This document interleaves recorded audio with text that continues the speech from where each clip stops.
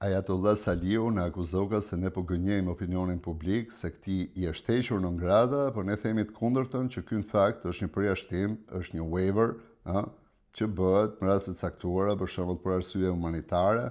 Në rastin e këtij, ky mund të shkojë të bëjë një operacion të prostatës në Amerikë. Këtu kemi të bëjmë një rast humanitar, i cili është arritur me anë të lobimit, dihet që janë paguar $6 milion për çështjen e këtij, më shumë mund të jenë paguar, por këto 6 janë deklaruara, dhe me $6 milion ky ka blerë një vizë amerikane. Çfarë bën ky tani? Dele gënjen opinionin publik, thotë që mua morin në telefon ambasadën në Tiranë dhe më komunikoi heqjen e non-gradas për mua dhe për familjarët e mi, ndërkohë që nuk ka asnjë burim tjetër që ta konfirmoj këtë, një burim qoftë amerikan, qoftë të pavarur, është vetëm ky dhe pompimi i mediave të korruptuara që e përkrajnë. Për shembull, kishte dalë shreku i opinionit me një video nga zëllyese në Facebook që këti ka hequr non-gradën, ndërkohë që ky lajm nuk konfirmohet nga asgjë tjetër përveç se nga fjalët e Sali Berishës.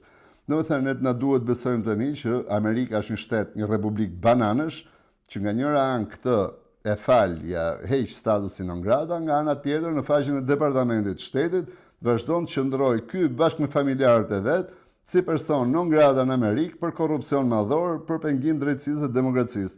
Tani ne kujt i besojmë? Një Amerike që e merr këtë fshetas në telefon dhe i thotë kemi hequr statusin non-grata, apo një Amerike që ka një sajt zyrtar diplomacisë amerikane, madje kemi edhe sajtin e ambasadës amerikane në Tiranë, as ke njëri as ke tjetri nuk ka dy rrjeshta njoftim që këtij zotrisi është hequr statusi non-grata. Po ky na akuzon ne për mashtrues. Ky që ka 35 vjet që mashtron shqiptarët, cilin vetëm unë 2 herë kam nxjerr mashtrues, një herë kur thoshte që gjykatësi i Parisit e pranoi çështjen e Sali Berishës kundra Antony Blinken. Imagjinoni tani, Sali Berisha nga viçi doli, hedh në gjyq Antony Blinken dhe këtë do ta gjykonte një gjykatë në Paris. Janë gjëra komike. Kontaktojmë gjykatën, na thotë që jo s'ka pranim çështjes, mashtrimi i parë. Kur e pyetën mbas një 2 vjetësh, tha që gjyqi në Paris patjetër vazhdon, e pyetëm sërish gjykatën, na tha që ajo çështje nuk u pranua që në fillim, sepse gjykata shpalli mos kompetencën, është logjike tani. Një gjykatë lokale në Paris nuk mund të gjykojë numrin 2 të pushtetit amerikan. Po Sali Berisha është mësuar të mashtrojë, dele mashtron aty, i vën 50 mikrofona përpara, thot çfarë doj, s'ka asnjë lloj kontrolli, nuk ka dhënë kurrë një intervistë të vërtetë në jetën e tij. T'japi një intervistë të vërtetë. Kudo që ky del është ndeshje e shitur, është mësuar të mashtrojë majtës e djathtas, tani dëshpërimi është rritur, se po i arrestojnë shokët e të birit, se ky prandaj po bën politikë, Domethënë, për Sali Berisha në fakt duhet të vi keq, se një njeri në atë moshë detyrohet tani të bëj aktrim, të mashtrojë lart e poshtë, bëj sikur po bën politikë, se përpiqet të shpëtojë kalamajt e vet nga burgu. Dhe që kemi ne mashtrues, po le të nxjerrë një provë, do dalë unë ta përgënjeshtroj veten time. Dhe dali ky për shembull, le më thon asgjë amerikanët. Ky shkoi takoi një zyrtar amerikan. Jo të ngarkuarën me punë, me një zyrtar dorës dytë.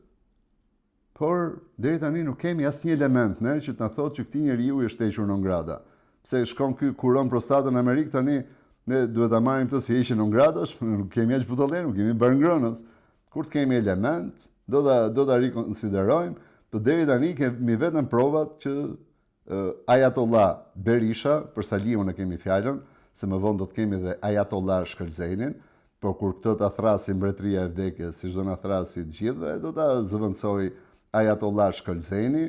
Tani ai nëse zëvendëson vet apo përdor në një nga këto marionetat, gaz bardhi, orida apo ku diun, domethënë kjo ka pak rëndësi, por ky biznes, domethënë biznesi i Partisë Demokratike ose biznesi Berisha, kështu do shkojë, nga njëri Ajatollah ke tjetri, mashtrojnë shqiptarët se kanë vjedhur dhe nuk duan të shkojnë në burg.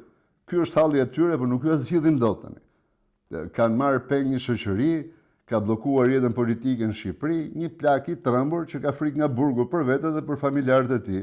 Dhe del thotë gënjen ky, gënjen ai. Jo, më ti je mashtrues i provuar. Ne të tjerët nuk na ka vërtetuar njëri gënjeshtër. Faleminderit për vëmendjen miqtë e mi. Ju përshëndes, ja kalofshi bukur, Sali Berisha atë punë ka.